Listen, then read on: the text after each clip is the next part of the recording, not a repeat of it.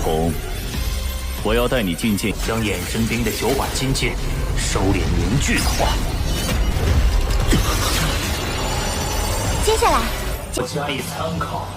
一位前辈， 1对1的单人战，只能成为代理。这是罗峰之糟了！在高原，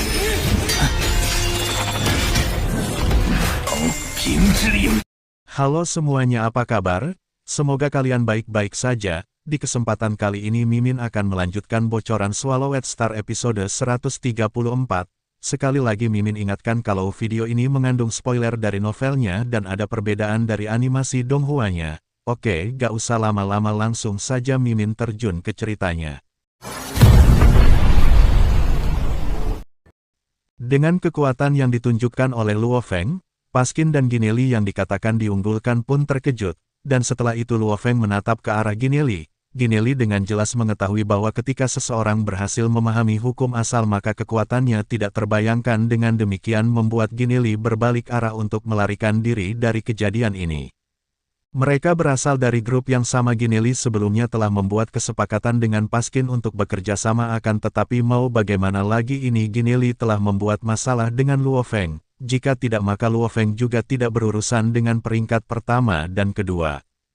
Kemudian Paskin mengambil satu langkah dan bergerak menuju di depan Gineli. Gineli telah bersalah, jika kau mengampuni nyawa Gineli, kita tidak perlu bertarung, ucap Paskin kepada Luo Feng. Luo Feng seketika berhenti dan menatap tajam ke arah Paskin. Seketika pedang emas dilepas ke arah Paskin dengan kecepatan tinggi. Paskin tidak tinggal diam, dia segera memblokirnya. Paskin terlihat mundur ke belakang. Luo Feng tampak sedikit terkejut, ia mengetahui bahwa Paskin belum memahami hukum asal. Namun ia dapat memblokir serangan dengan baik dengan domain level 9-nya. Akan tetapi tetap saja ada perbedaan besar ketika orang yang telah memahami hukum asal dengan yang tidak. Paskin, jika kau tidak mundur kau juga akan tersingkirkan di arena ini, ucap Luo Feng dengan dingin. Luo Feng mengetahui bahwa jika dia ingin membunuh Paskin maka memerlukan sedikit waktu lama. Paskin mengepalkan tinjunya dan menatap tajam ke arah Luo Feng. Ia segera bergerak mundur. Nelly yang melihat itu ia berteriak dengan tatapan dingin, kalau kamu tahu bahwa ketika Paskin memblokir serangannya tadi Paskin sudah menderita luka. Karena itulah Paskin tidak berani main-main dengan Luo Feng. Gineli bersiap untuk melarikan diri. Luo Feng segera melesat dengan kecepatan tinggi ke arah Gineli.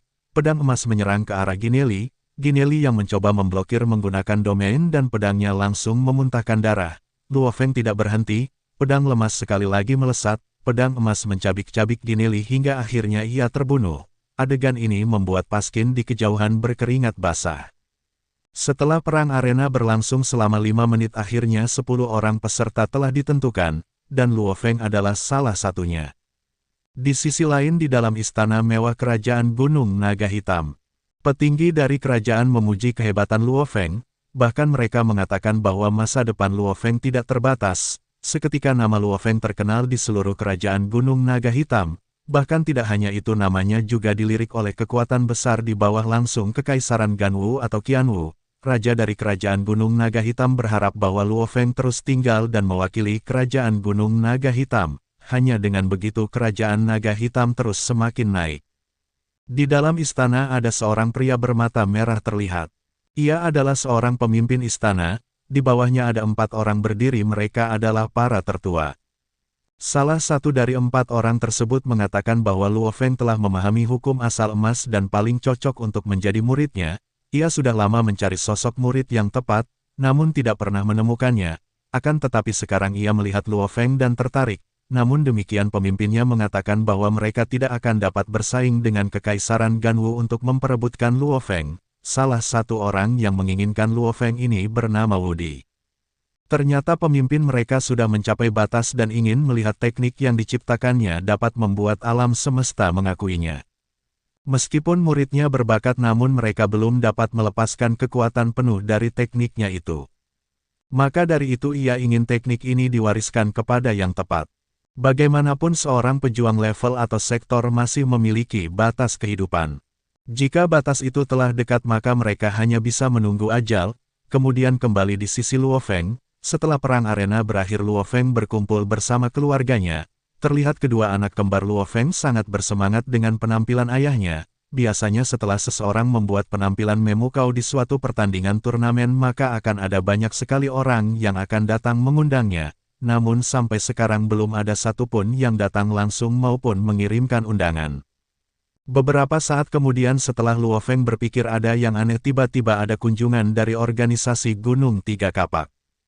Terlihat ada 3 orang yang datang dan salah satunya adalah Tuan Mingyu. Luo Feng dapat menilai orang yang memimpin ketiganya pastilah seorang pejuang level Tuan Sektor. Mereka bertiga tampak tersenyum dan sedang dalam suasana hati yang bagus. Luo Feng segera menghampiri mereka bertiga dan membungkuk memberi hormat ketiganya. Mingyu segera memperkenalkan keduanya, seorang dengan tanda petir di dahinya, ia adalah jenderal dari organisasi Gunung Tiga Kapak Jiang Tianchen. Di antara banyaknya pejuang sektor di kerajaan Gunung Naga Hitam, Jiang Tianchen berdiri di atas puncak, sedangkan yang satunya dia adalah ketua jenderal atau bisa disebut salah satu pendiri organisasi Gunung Tiga Kapak. Mendengar hal itu Luo Feng terkejut dan segera membungkuk sekali lagi. "Gimana Hong?" tanya Mingyu. "Aku akan segera memanggilnya," ucap Luo Feng.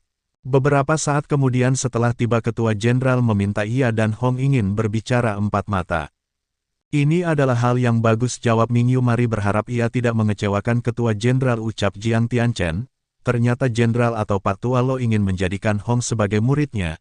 Meskipun ia belum mencapai level tinggi akan tetapi jika menyangkut hukum asal dan domain cahaya, ia pasti cukup untuk mengajari Hong. Akan tetapi Pak Tua mengatakan bahwa rentang hidupnya hanya tersisa 20.000 tahun lagi. Mendengar hal itu apakah ia terkejut bahwa 20.000 tahun lagi itu waktu yang pendek? Nah, sampai di sini bocoran Swallowed Star episode 134. Semoga video ini bisa menghibur Anda dan kita akan berjumpa lagi di video berikutnya.